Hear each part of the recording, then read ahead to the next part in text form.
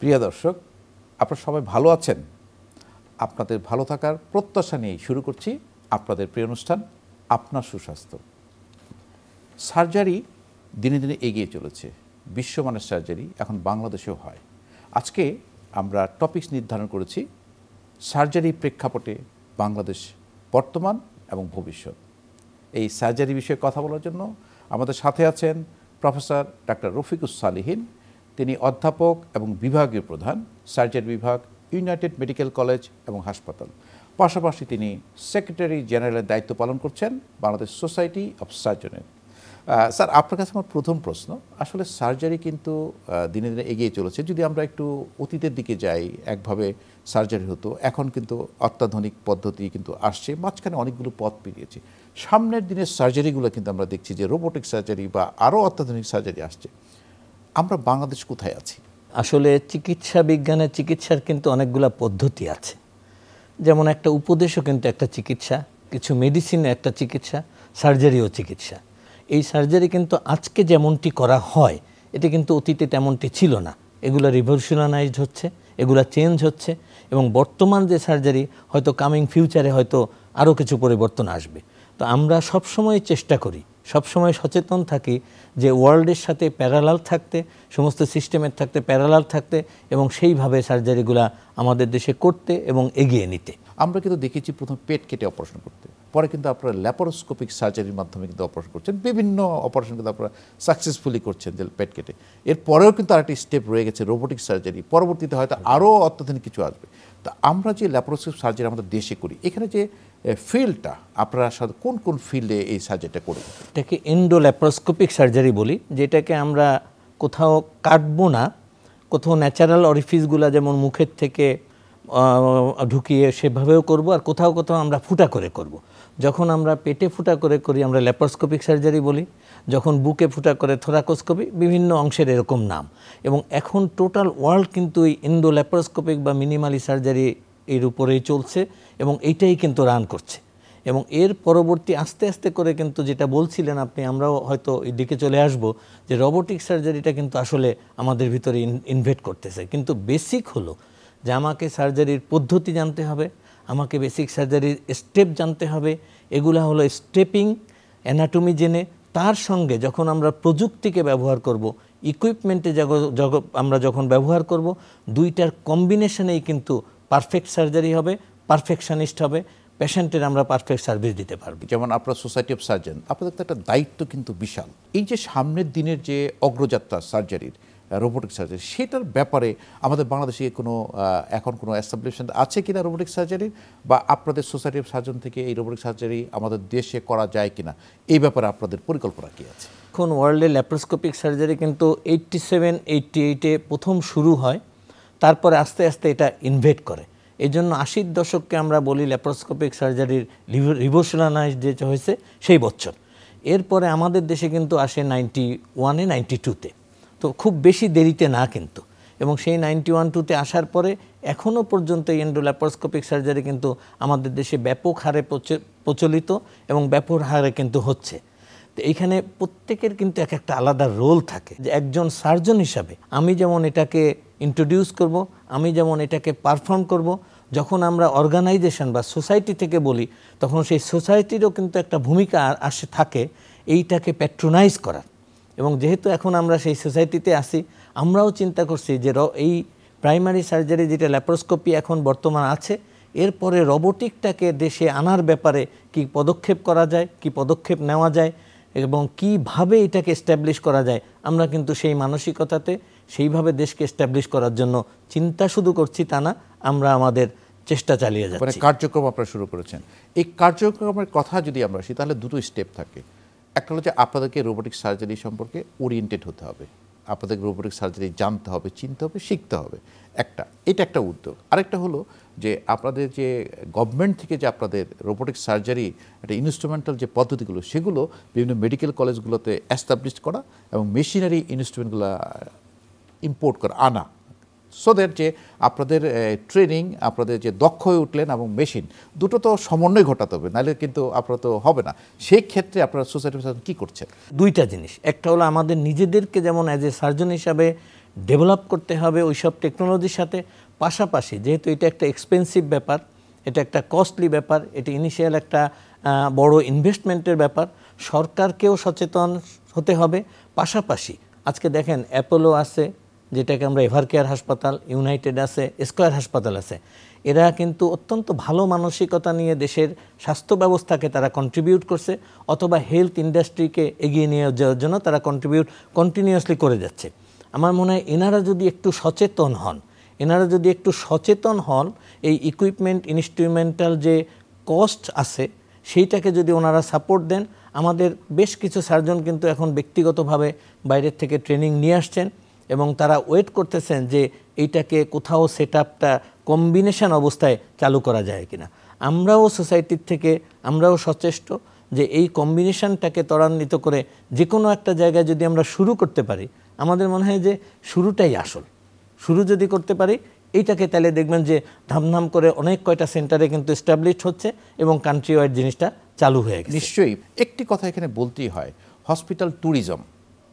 আমাদের দেশ থেকে কিন্তু অনেক রুগী দেশের বাইরে চলে যেত অনেক চিকিৎসার জন্য, হার্টের বলেন বিভিন্ন চিকিৎসার জন্য চলে যেত, কিডনি ট্রান্সপ্লান্ট বলেন, তারা কিন্তু এখন আর যাচ্ছে না। আমাদের দেশে কিন্তু অত্যাধুনিক মানের চিকিৎসা, বিশেষ করে আমি বলবো হার্টের ক্ষেত্রে বলবো, কিডনি ট্রান্সপ্লান্টের কথা বলবো, আমাদের দেশে কিন্তু হচ্ছে, যাচ্ছে না। এখন রোবোটিক সার্জারির জন্য যদি আমাদের দেশের মানুষ হসপিটাল ট্যুরিজমের মাধ্যমে বাইরে চলে যায়, তাহলে তো এটা আমাদের দেশের একটা সম্পদের অপচয় হবে, যেখানে আমাদের ডক্টর দক্ষ, আমাদের নার্স দক্ষ, আমাদের হসপিটাল দক্ষ, শুধু ইনস্ট্রুমেন্টাল সাপোর্ট এবং আপনাদের ট্রেনিং, এটা কিন্তু আমরা শুরু করতে পারি সেই হসপিটাল ট্যুরিজমটা করার জন্য, যে আমাদের দেশেও যেন বাইরে থেকে রুগী আসে। সেক্ষেত্রে আমাদের রোবোটিক সার্জারি ইন্ট্রোডিউসটা খুব জরুরি বলে মনে করি। তো সেক্ষেত্রে আপনারা কি করবেন বা কি করছেন এখন? ডক্টর জি, আসলে এটা অত্যন্ত চমৎকার সুন্দর একটা এরিয়া, কারণ এই ট্যুরিজম এরিয়াটাকে যদি আমরা কাভার করতে পারি, আপনি যেমন দেখছেন যে করোনার সময় কিন্তু বাইরে মানুষের যাওয়া চলাচল কিন্তু অলমোস্ট বন্ধ ছিল। তখন কিন্তু দেশের জনগণ দেশের মধ্যে সার্ভিস নিয়ে তারাও যেমন স্যাটিসফাইড ছিল, আমরাও কিন্তু স্যাটিসফ্যাক্টরিভাবে তাদেরকে সার্ভিস দিতে পেরেছি। তার মানে দেশের এক্সপার্টাইজও আছে, দেশের সেট আপ আছে। আমরা শুধু আমাদের জনগণের আস্থাটা যদি আরেকটু বাড়াতে পারি, আমরা যারা এই পাশ থেকে সার্ভিস প্রোভাইডার তাদের প্রতি, তাইলেই কিন্তু একটা চমৎকার জিনিস হয়। আর যেটা আমরা বলছি, প্রযুক্তির সাথে অবশ্যই প্রযুক্তিকে আনতে হবে, অবশ্যই প্রযুক্তিকে ফ্লারিশ করতে হবে। তার জন্যই আমরা বারবার বলছি যে ইনিশিয়াল একটা ইনভেস্টমেন্ট দরকার, ইনিশিয়াল একটা সেট আপ দরকার। সেই সেট আপে কাজ করে আমরা শুধু প্রযুক্তিগত কারণেই কেন পিছিয়ে থাকবো। রোবোটিক সার্জারি আসলে অ্যাডভান্টেজটা কি? আমাদের দেশে আনলে আমরা কি অ্যাডভান্টেজ এটা পাবো? ওপেন সার্জারির পরে ল্যাপারোস্কোপিক সার্জারি কিন্তু খুব বেনিফিশিয়াল ছিল। সেই ল্যাপারোস্কোপিক সার্জারির উপরে রোবোটিক সার্জারির বেনিফিট হলো যে আমরা কিন্তু অনেক ডিপ লেভেলেও কাজ করতে পারি।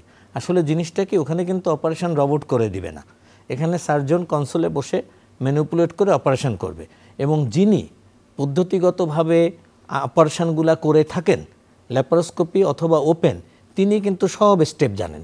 সুতরাং তাকে রোবটটাকে ম্যানিপুলেট করে অপারেশন করা matter of few days, maybe within weeks, কিন্তু উনি কিন্তু অ্যাডাপ্ট করতে পারবেন, উনি কিন্তু অপারেশন করতে পারবেন।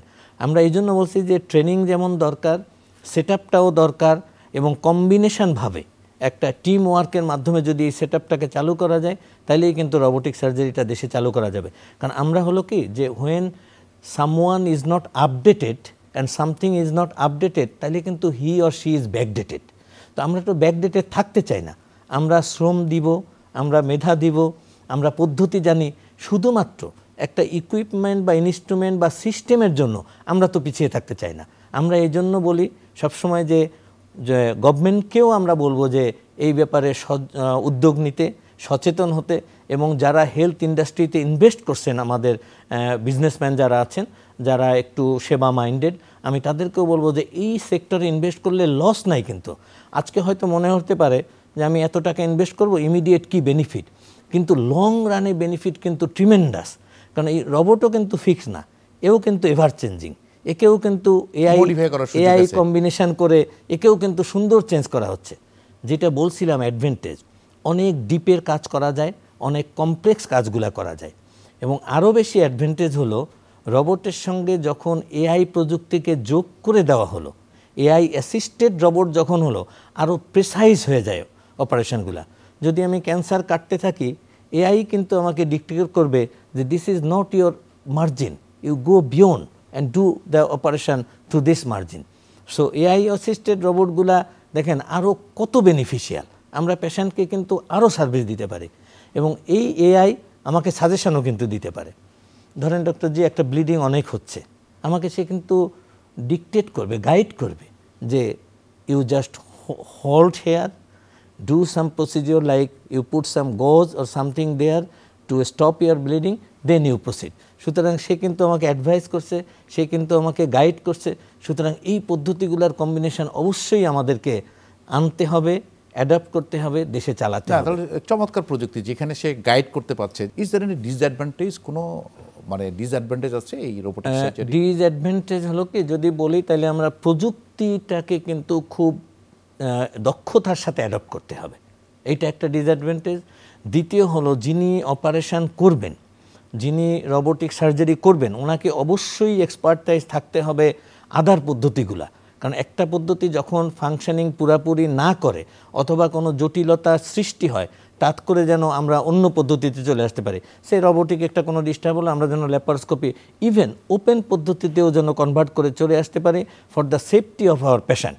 সবসময় যে একটা পদ্ধতি করতে গেলে ওইটাকে করতেই হবে নট নেসেসারিলি, বাট ওইটাতেই আমরা করব, কিন্তু পেশেন্টের সেফটির জন্য কখনো কখনো আমরা কনভার্সন শব্দটা বলি, সেই কনভার্সন করে সেফটি করে যদি আমরা ওপেন পদ্ধতিতেও চলে আসি ভালো।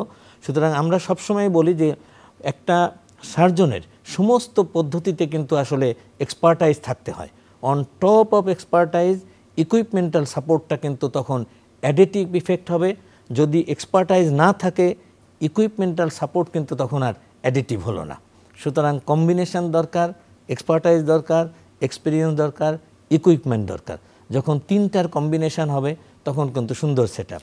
আরেকটি বিষয় যেটা বলতে যাচ্ছিলাম যে আসলে রোবোটিক, যে আপনি বলছেন যে অনেক সময় রোবোটিক সার্জারি এআই পদ্ধতি করা হয়। আমরা যখন দেখলাম আপনারা যখন আগে পেট কেটে গলব্লাডার অপারেশন করতেন, হ্যাঁ, তখন দেখা গেল যে রোগীকে 7 দিন বিছানায় থাকতে হতো, সেলাই কাটার পরে তাকে আপনারা ছুটি দিতেন। কিন্তু আমরা যখন দেখলাম যে আপনারা ল্যাপারোস্কোপিক সার্জারি করছেন, আজকে রাতে করলেন, কালকে ছুটি দিয়ে দিচ্ছেন বা একদিন পরে ছুটি দেন, রোগী কিন্তু হসপিটাল স্টেটা কমে গেল, রোগীর খরচটাও কমে গেল এবং রোগী কিন্তু খুব দ্রুত তার কর্মস্থলে ফেরত যেতে পারলো, মানে অ্যাক্টিভিটিতে যেতে পারলো। তো রোবোটিক সার্জারির ক্ষেত্রে এরকম কিছু আছে কিনা যে খুব দ্রুততার সাথে করা যায় বা হসপিটাল স্টে এরকম কোনো কিছু আছে? অবশ্যই ল্যাপারোস্কোপিক সার্জারির যত অ্যাডভান্টেজ রোবটের মধ্যে কিন্তু সব অ্যাডভান্টেজগুলো আছে।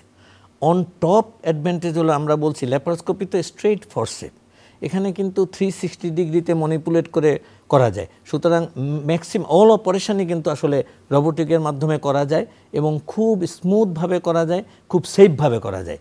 ডিফিকাল্ট অপারেশনগুলো করার ক্ষেত্রে কিন্তু রোবটের ভূমিকা সবচেয়ে বেশি।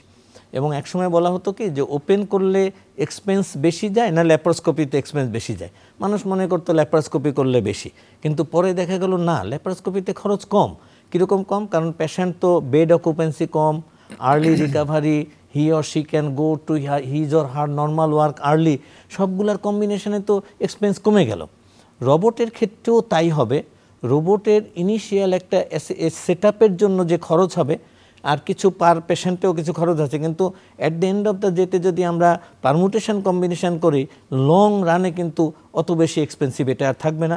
এটা সাধারণ মানুষের নাগালের বাইরে, সাধারণ মানুষের রিচের বাইরে, সাধারণ মানুষ যাতে রোবোটিক সার্জারি নিতে পারে সেইটার মধ্যেই কিন্তু আসলে।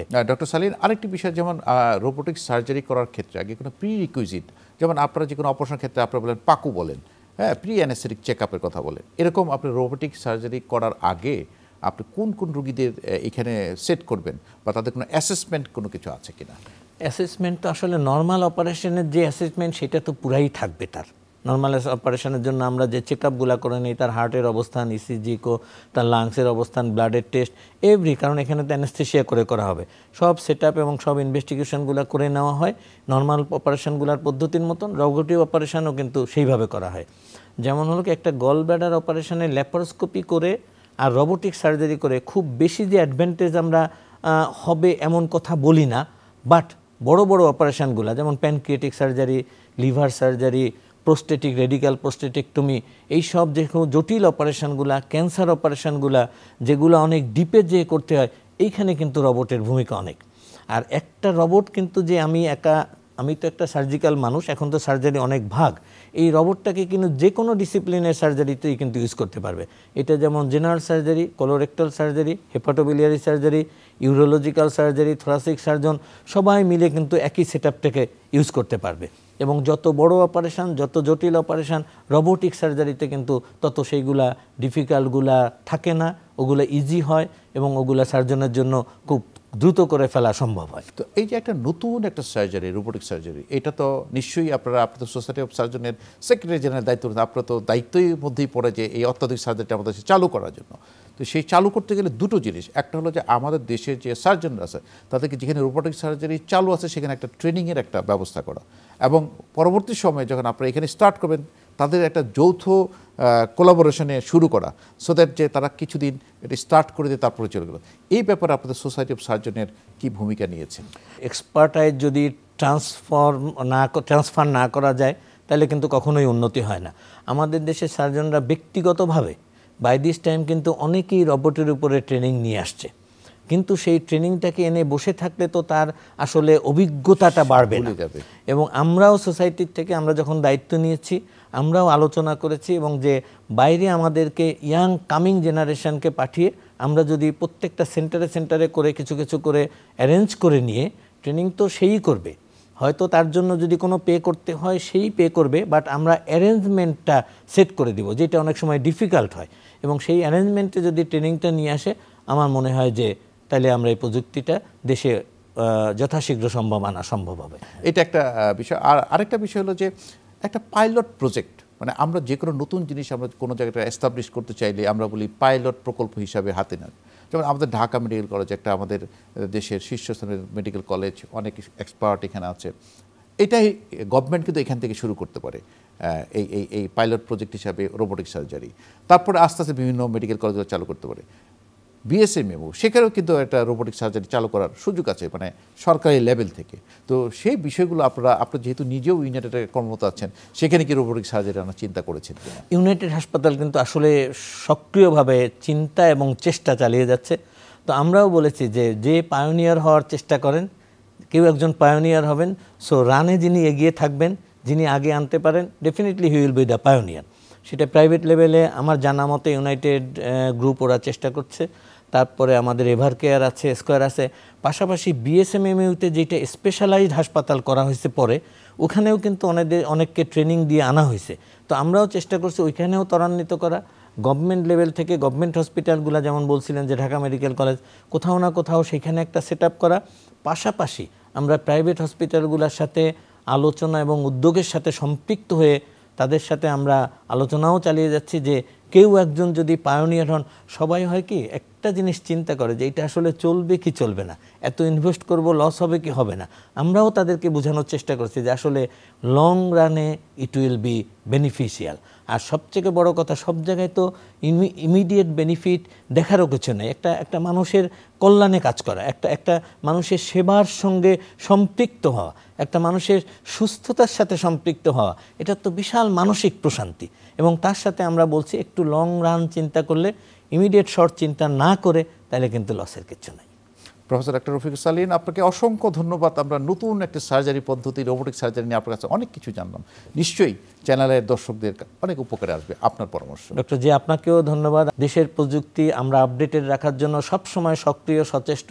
আপনারা আমাদের সাথে আস্থা রাখবেন, আপনারা আমাদেরকে সেবা করার সুযোগ দিবেন, আপনারা দেশের মানুষ দেশেই চিকিৎসা নেবেন, আমার শেষ আহ্বান আপনাদের কাছে। প্রিয় দর্শক, যুগের সাথে তাল মিলিয়ে আমরাও এগোতে চাই। সার্জারিতে আমরা নতুন দিগন্তে পৌঁছাতে চাই। আমাদের প্রচেষ্টা থাকুক আগামীতে রোবোটিক সার্জারির মাধ্যমে বাংলাদেশের সার্জারি চিকিৎসা হবে, এটা আমাদের প্রত্যাশা। দর্শক, ভালো থাকুন, সুস্থ থাকুন, নিরাপদেই থাকুন।